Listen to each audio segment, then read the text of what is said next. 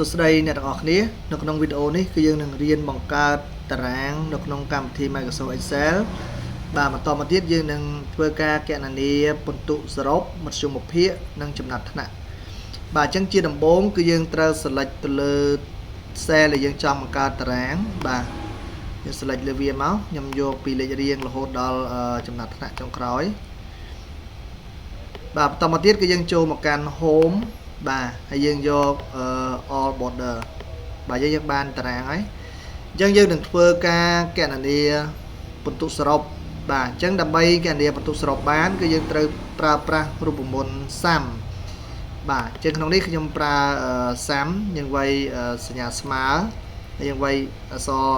s u m បាទវងកញ្ចក់យើងត្រូវ select ពិន្ទុពី d 5នេះរហូតមកដល់ h5 បាទដែលជាពិន្ទុគណិតវិទ្យារហូតដល់ពិន្ទុ ICT បាទបន្តមកទៀតយើងបិទវងកញ្ចក់វិញយើងចុច enter បាទនៅពេលដែលយើងបានពិន្ទុសរុបរបស់សិស្សទី1នេះយើងអាចគណនាបន្តទៅរកពិន្ទុសរុបរបស់សិស្សទាំង10នាក់នេះបានដោយយើងគ្រាន់តែយក mouse របស់យើងនេះចុចលើមុំកែងខាងក្រោមឲ្យចេញសញ្ញាបូកពុះខ្មៅអញ្ចេះហើយយើងនឹងចុចmouseឆ្វេងមួយរួចអូសវាមកក្រោមរហូតដល់ cell ចុងក្រោយបាទយើងទទួលបានពិន្ទុសរុបបាទអញ្ចឹងជំហានបន្តគឺយើងនឹងធ្វើការគណនាមធ្យមភាគបាទយើងតាក់ទងមួយមធ្យមភាគនេះគឺយើងមាន2វិធីដែរគឺយើងអាចយកពិន្ទុសរុបចែកនឹងចំនួនមុខវិជ្ជាឬក៏យើងអាចប្រើប្រាស់រូបមន្ត Average បាទអញ្ចឹងនៅក្នុងនេះខ្ញុំនឹងបង្ហាញអំពីរបៀបនៃការប្រើប្រាស់រូបមន្ត Average បាទយើងចុចសញ្ញាស្មើយើងវាយពាក្យ A អក្សរ A V E A មើល O A G E បាទរួចយើងបើកវងកញ្ចក់បាទបន្តមកទៀតគឺយើង select ពីពិន្ទុគណិតវិទ្យាមកដល់ ICT ដូចពិន្ទុសរុបដែរបាទអញ្ចឹងជំហានបន្តយើងបិទវងកញ្ចក់រួចចុច key enter ជាការស្រេចបាទអញ្ចឹងដើម្បីបានមធ្យមភាគនៃសិស្សទាំងអស់គឺយើងធ្វើដូចមិញហ្នឹងគឺយើងចុចចំមុំកែងខាងក្រោមឲ្យចេញសញ្ញាបូកពុះខ្មៅរួចអូសវារហូតមកដល់ cell ចុងក្រោយសិស្សចុងក្រោយណា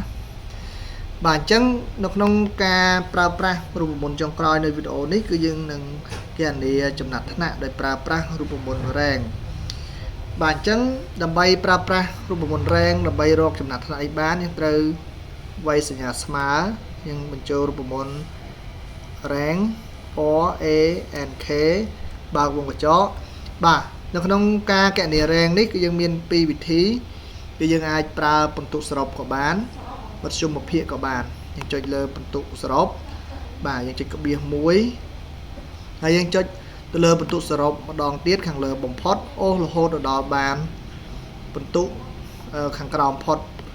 បាទតមកទៀតមុននឹងយើងចុច enter កុំភ្លេចចុចក្រប key F4 បាទចុច F4 ឲ្យរូបមន្តយើងខ្លាចជាដុល្លារបាទរួចទៀតយើង